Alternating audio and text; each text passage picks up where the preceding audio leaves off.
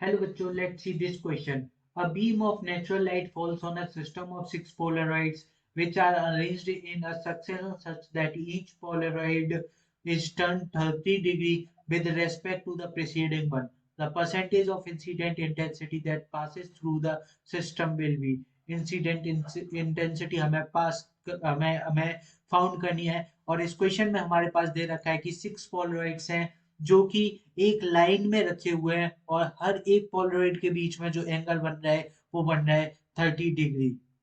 तो अगर हम क्वेश्चन को देखें तो हमारे पास ऐसे सिक्स पोलराइड हैं जो लाइन में रखे हुए हैं। सिक्स पोलराइड हैं जो हम लाइन में रखे हुए हैं P1 P2 P3 P4 P6 ऐसे हम इन्हें नाम दे। तो हमारे पास ये दे रखा है कि इन दोनों के बीच में जो थीटा है यानी कि एंगल है वो 30 डिग्री है और इसके आगे भी ऐसे ही जो थीटा है वो भी 30 डिग्री है और सिक्स पोलराइड से ये लाइन में रखे हुए हैं।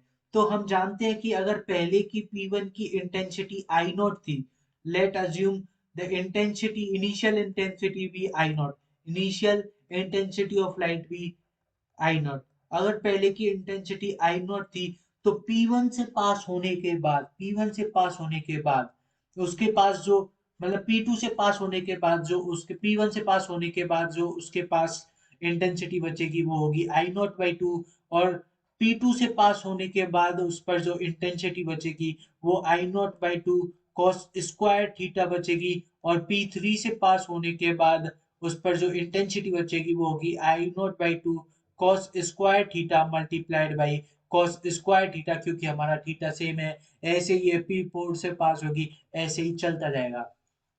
तो जो हमारी फाइनल इंटेंसिटी होगी आई, हम फाइनल इंटेंसिटी जो हमारी आई होगी वो आई कितनी हो जाएगी, वो आई हो जाएगी I naught by two, I naught by two into cos square theta raise to the power 5।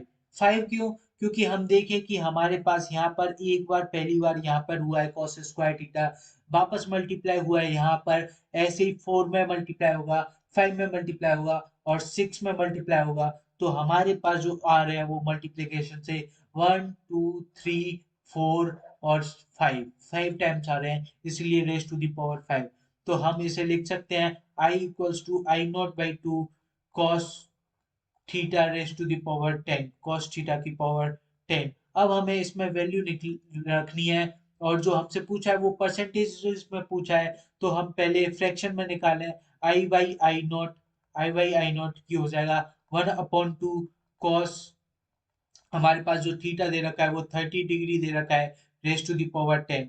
अब हम इसे आगे सॉल्व करें 1/2 और cos 30 की जो वैल्यू होती है वो √3/2 रेज टू दावर 10 और ये हमारे पास इसको सॉल्व करके हो जाएगा 0.12, हमारे पास 0.12 आ जाएगा।